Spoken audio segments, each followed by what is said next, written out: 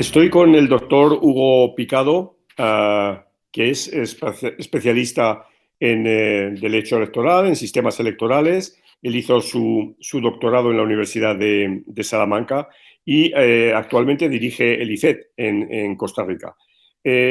Doctor Picado, muchísimas gracias por este apoyo a la asignatura de Sistemas Políticos de América Latina.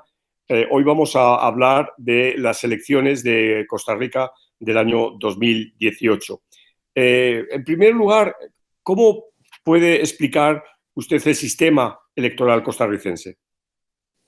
Gracias, Manolo. Un saludo cordial y un saludo también a los estudiantes, colegas que nos dan el honor de seguir este video. El sistema electoral costarricense es un sistema que opera sobre un estado unitario con una población de 5 millones de habitantes, un padrón electoral que para 2018 era de 3.300.000 habitantes. Es un sistema que encuentra sus bases en la Constitución Política de 1949 y que ha permitido realizar de manera ininterrumpida 17 elecciones presidenciales y legislativas ininterrumpidas en comicios organizados por el Tribunal Supremo de Elecciones y que en general han gozado de una alta credibilidad. El sistema de elección presidencial es un sistema de mayoría calificada con segunda ronda electoral, con balotaje. Es decir, según la regla constitucional, para ser presidente de la República tiene que ser el candidato postulado por algún partido político y debe obtener al menos el 40% de los votos válidos emitidos en los comicios y pues tener la votación más alta. Si ninguno de los candidatos obtiene más del 40% de los votos válidos emitidos, hay que acudir a una segunda ronda electoral entre los dos candidatos más votados. Esa segunda ronda electoral debe celebrarse el primer domingo de abril. La primera ronda se celebra el primer domingo de febrero. Y en esa segunda ronda electoral, el candidato que obtenga más votos entre los dos es el nuevo presidente de la República. Inclusive, la Constitución prevé que en caso de empate en segunda ronda, sería presidente el candidato de mayor edad.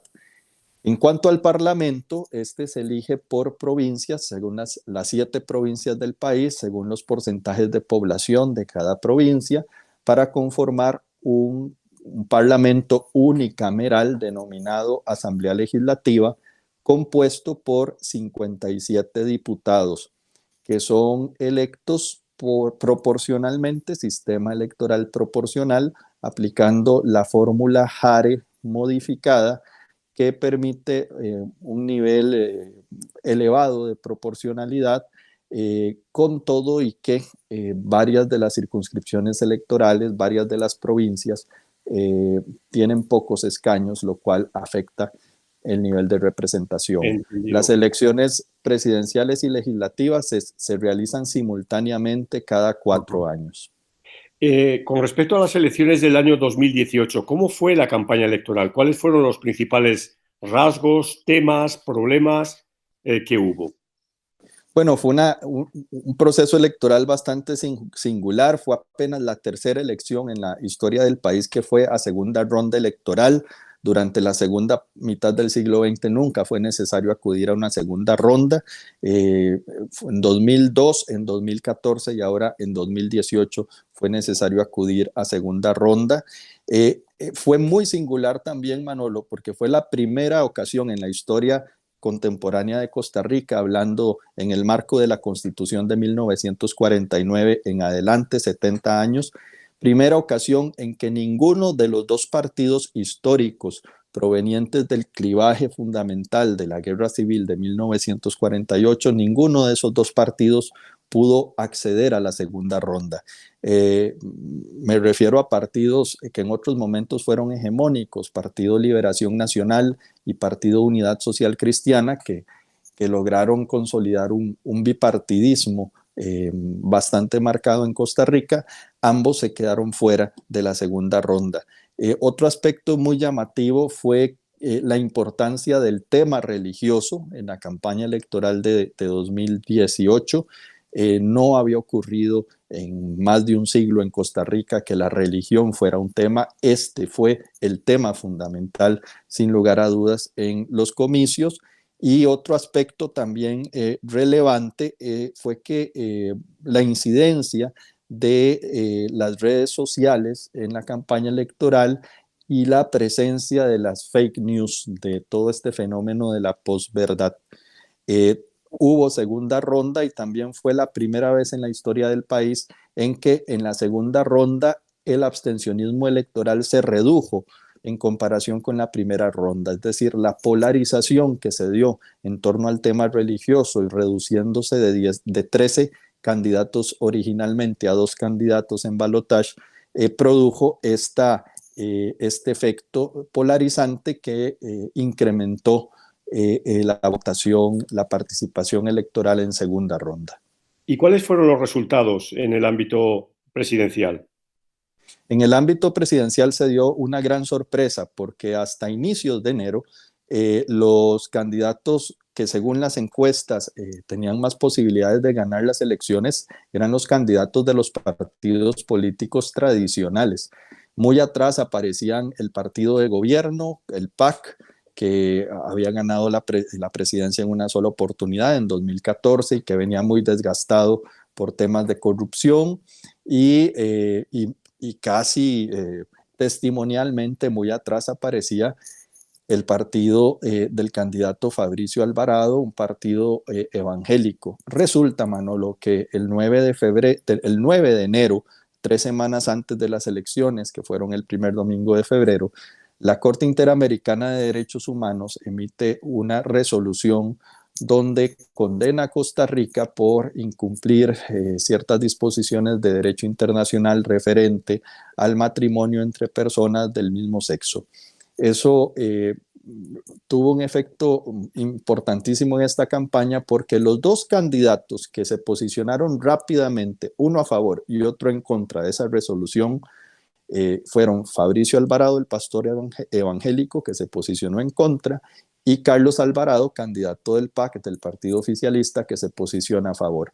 Los otros 11 candidatos tuvieron respuestas muy ambiguas respecto a esa resolución y eso produjo que en primera ronda, sorprendentemente, quedaran como los 2 candidatos mayor votados, Fabricio Alvarado, pastor evangélico del partido Restauración Nacional, con un 24% de los votos, y Carlos Alvarado del partido Acción Ciudadana con un 21% de los votos. Ellos 2 van a segunda ronda y en segunda ronda, en unos comicios que además, primer domingo de abril, según la Constitución, coincidió ese año con Semana Santa, con fechas de vacaciones, etcétera. Se esperaba una baja participación, se incrementó mucho la participación y termina ganando el candidato oficialista Carlos Alvarado con un 60% de los votos en segunda ronda. ¿Y en las elecciones a la Asamblea Legislativa? En la Asamblea Legislativa sí tenemos una tendencia marcada desde el nuevo milenio, desde las elecciones de 2002, a que la Asamblea Legislativa costarricense se ha ido distribuyendo cada vez más entre más partidos. Tenemos una Asamblea Legislativa con muchos partidos, con poco poder, con poca potencia política. En esta ocasión, el partido político que obtuvo mayor cantidad de escaños fue el Partido Liberación Nacional, el partido que fue, digamos, hegemónico, el partido de más éxito electoral en los últimos 70 años y sobre todo en la segunda mitad del siglo XX, que obtuvo 17 escaños de los 57, pero el segundo partido político con más escaños, Nueva República, el partido Restauración Nacional, perdón, del candidato Fabricio Alvarado, el partido evangélico, no más empezando en la primera semana de ejercicio legislativo, se divide esa bancada de 14 en 2 y hay una escisión. El tercer partido con más representación legislativa es el oficialista Partido Acción Ciudadana con 10 escaños de los 57, lo cual coloca al Ejecutivo en una posición débil, delicada en el Parlamento y obligado a negociar. Muchísimas gracias, doctor Picado, que debo añadir que es el autor del capítulo de Costa Rica en el libro América Latina Vota, publicado por Tecnos en el año 2020. De nuevo, le agradezco enormemente su colaboración en el curso de Sistemas Políticos de América Latina. Muchísimas gracias. Gracias, Manolo. Un abrazo.